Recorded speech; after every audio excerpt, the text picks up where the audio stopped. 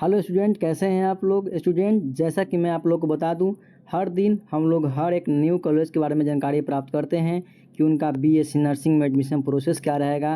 क्योंकि अभी BSc nursing में एडमिशन ज़्यादा चल रहा है और स्टूडेंट का बहुत ज़्यादा कमेंट आ रहा है कि मुझे इस कॉलेज में एडमिशन लेना है, मुझे उस कॉलेज में एडमिशन लेना है।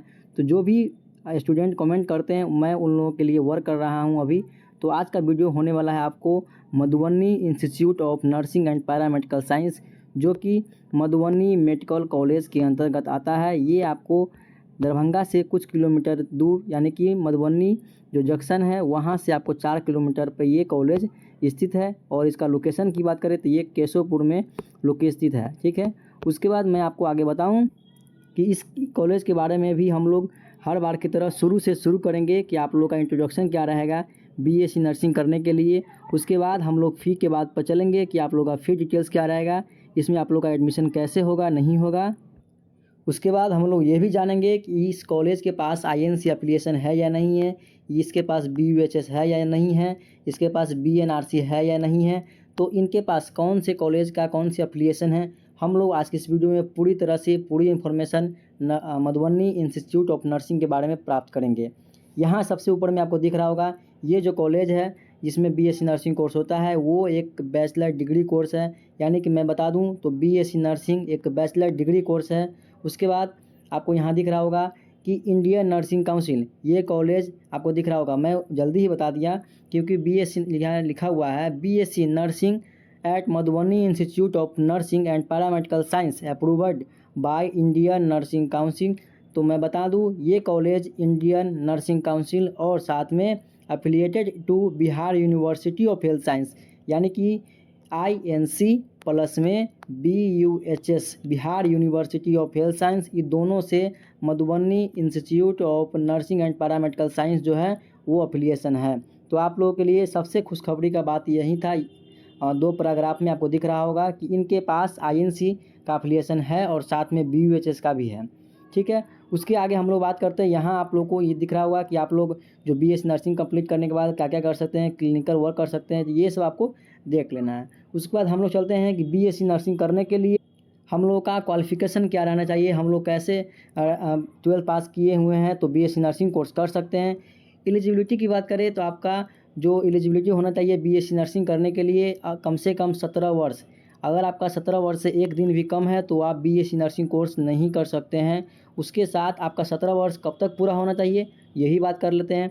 तो जिस सेशन में अगर आप 2025 में एडमिशन ले रहे हैं तो आपका 31 दिसंबर 2025 तक अगर 17 वर्ष पूरा रहा है तो आप एडमिशन ले सकते हैं। अगर 2026 में एडमिशन ले रहे हैं तो आपका 31 दिसंबर तक 2026 में जो 17 वर्ष अगर पूरा रहा है तो आप एडमिशन बीएससी नर्सिंग कोर्स में एडमिशन ले सकते हैं।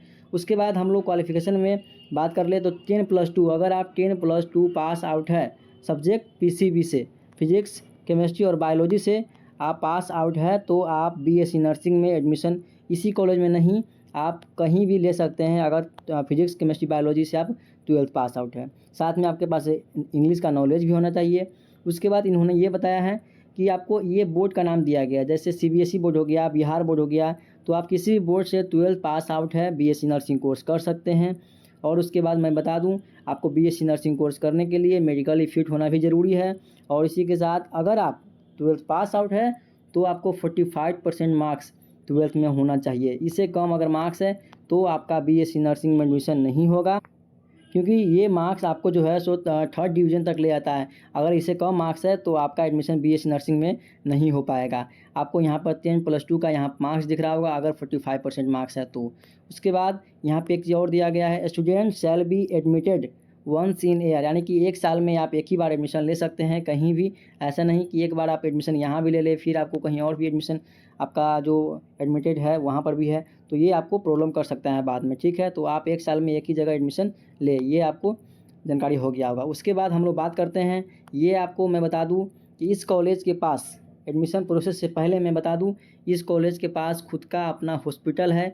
मधुबनी मेडिकल कॉलेज के कैंपस में ही इनका हॉस्पिटल है और जिस कैंपस में ये मधुबनी मेडिकल कॉलेज है उसी कैंपस में आप लोग का बीएससी नर्सिंग साथ में जीएनएम इन सभी का कॉलेज कैंपस आप लोग का एक ही कैंपस में दिया गया है, मधुबनी मेडिकल कॉलेज केशवपुर में। ठीक है दोस्तों, आगे हम लोग बात करते हैं। आगे आपको दिख रहा होगा सिलेक्शन प्रोसेस की बात करें तो सिलेक्शन प्रोसेस से पहले मैं बताऊं कि अगर आप बीएससी नर्सिंग कोर्स कंप्लीट कर लेते हैं, जो बीएससी नर्सिंग 4 ईयर का डिग्री कोर्स है वो आप कंप्लीट कर लेते हैं, तो आपका कॉलेज से ही कैंपस सिलेक्शन हो जाएगा, यानी कॉलेज से ही आपको जॉब मिल जाएगा।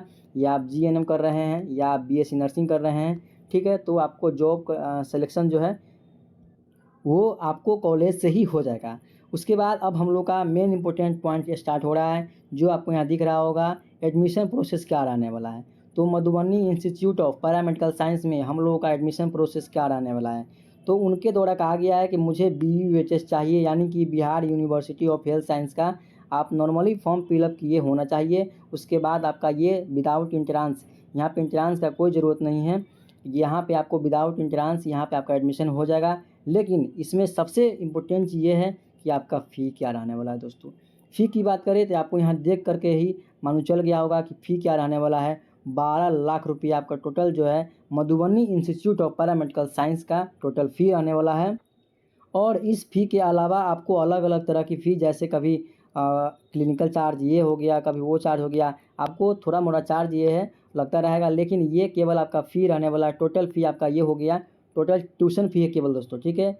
और एडमिशन के टाइम की बात करें तो अगर आपको एडमिशन करवाना है तो एडमिशन के टाइम आपको 1 लाख रुपया देना पड़ेगा कॉलेज वाले को, विथ ऑल डॉक्यूमेंट के साथ, यानी कि जितने भी सारे एडमिशन में जो भी डॉक्यूमेंट लगते हैं, 10th 12th का मार्कशीट, और उसके बाद माइग्रेशन सर्टिफिकेट, आधार कार्ड, उसके बाद आपका पहचान पत्र जो भी होगा वो आपको देना पड़ेगा। इन सब डॉक्यूमेंट के बाद आपका 1 लाख रुपये और साथ में सभी डॉक्यूमेंट दे करके आपको मधुबनी इंस्टीट्यूट में आपको एडमिशन ले लेना है। उसके बाद मैं बताऊं कि इस कॉलेज में आपको एडमिशन लेने के लिए एक और भी तरीका है, आप एडमिशन कैसे ले सकते हैं, क्योंकि इसका फ़ी बहुत ज़्यादा है। तो इसका जो मेन जो बात होगा मैं आप लोग को लास्ट, इस वीडियो के लास्ट में बताऊंगा, आप लोगों को वीडियो लास्ट तक देखना है। तो मैंने अभी तक आपको बताया कि आप लोगों का जो बीएससी नर्सिंग करने के लिए एलिजिबिलिटी का रहना चाहिए, 10+2 रहना चाहिए, आईएनसी है या नहीं ये आपको सबसे इम्पोर्टेंट होना चाहिए। तो मैं बताऊँ, पहले ही बताया, इंडियन नर्सिंग काउंसिल के थ्रू इनको एप्लीकेशन मिल चुका है, 2024 सेशन में ही इनको मिला हुआ है, और साथ में 2025 सेशन में भी इनका नाम आ चुका है। अभी जस्ट लिस्ट जैसे ही 7 जुलाई को अब अपडेट हुआ है आईएनसी का, उसमें Madhubani institute of paramedical science का नाम है दोस्तों। तो इस चीज़ को आप लोग याद करके रखिएगा कि अगर आपका एम है कि मुझे केवल आईएनसी वाले कॉलेज में ही एडमिशन लेना है तो आपके लिए ये बहुत इंपॉर्टेंट होने वाला है।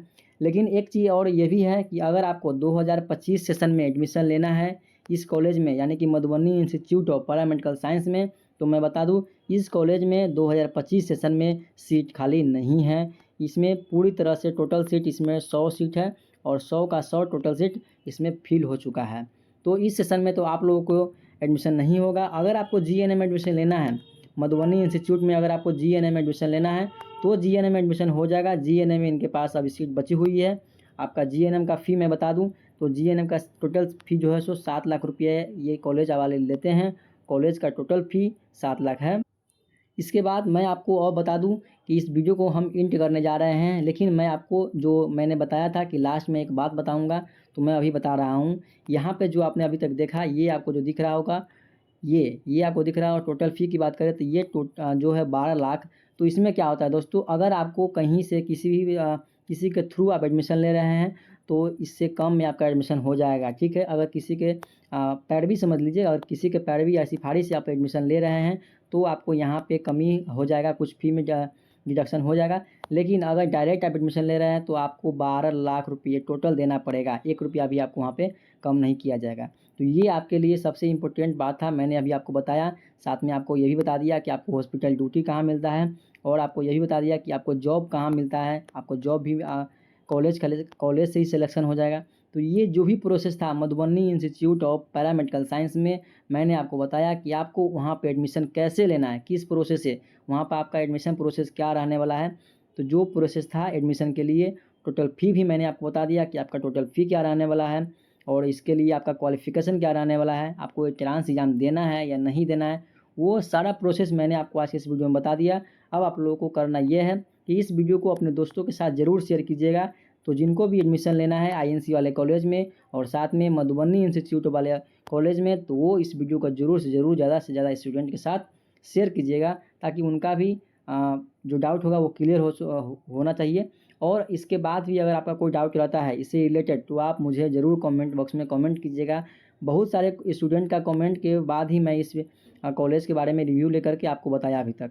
तो दोस्तों मिलते हैं नेक्स्ट वीडियो में। आज का वीडियो यहीं पे एंड करते हैं। और भी कोई कॉलेज के बारे में अगर आपको जानकारी प्राप्त चाहिए तो मुझे ज़रूर बताइएगा। उस कॉलेज पर मैं आप लोगों के लिए वीडियो अपलोड कर दूंगा। और इसी के साथ मैं आज का वीडियो एंड कर रहा हूं। मिलते हैं दोस्तों नेक्स्ट वीडियो में, तब तक के लिए जय हिंद, जय भारत, वंदे मातरम। थैंक यू दोस्तों।